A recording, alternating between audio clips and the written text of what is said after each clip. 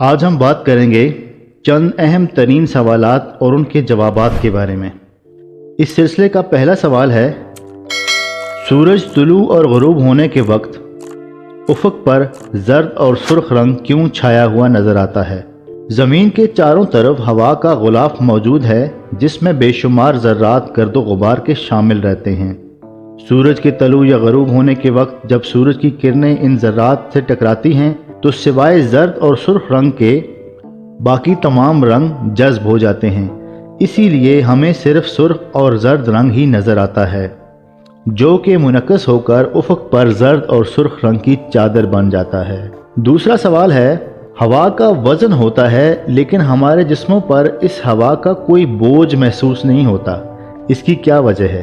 ہوا ہمارے ہر طرف موجود ہے اور یہی ہوا ہمارے سانس کے ذریعے ہمارے جسم کے اندر پھیپھڑوں میں چلی جاتی ہے۔ اب یہاں سمجھنے کی یہ بات ہے کہ ہوا کا جو دباؤ ہمارے جسم کے باہر موجود ہے وہی دباؤ ہمارے جسم کے اندر بھی موجود ہے، جس کی وجہ سے ہمیں ہوا کا کسی طرح کا بوجھ محسوس نہیں ہوتا۔ اس کی مثال ایسی ہی ہے جیسے پانی کے اندر ایک مچھلی جو دباؤ پانی کا اپنے جسم کے باہر محسوس کرتی ہے وہی دباؤ اس کے جسم کے اندر بھی موجود ہوتا ہے، اسی لیے مچھلی پانی میں بآسانی تیر سکتی ہے اور ایک جگہ سے دوسری جگہ تک سفر کر سکتی ہے۔ تیسرا سوال ہے، گرمی کے موسم میں پنکھا ہمیں ٹھنڈک کیوں پہنچاتا ہے؟ چونکہ ہوا کا درجہ حرارت ہمارے جسم کے درجہ حرارت سے گرمیوں میں کم ہوتا ہے، اس لیے ہوا ہمارے جسم سے ٹکرا کر کچھ حرارت اپنے ساتھ لے جاتی ہے، جس کی وجہ سے ہمیں ٹھنڈک کا احساس ہوتا ہے۔ یاد رہے، اگر یہی پنکھا باہر گرمی میں دھوپ کے اندر رکھ کر چلایا جائے تو اس کی ہوا ہمارے لیے ناقابل برداشت ہوگی، کیونکہ وہاں پہ ہوا کا درجہ حرارت ہمارے جسم کے درجہ حرارت سے زیادہ ہوگا۔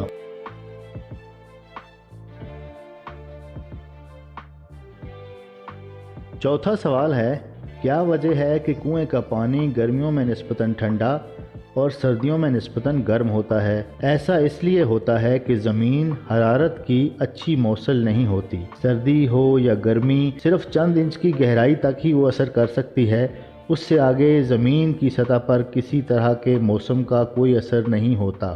پانچواں سوال ہے، بجلی کا کرنٹ لگنے سے انسان کی موت کیوں واقع ہو جاتی ہے؟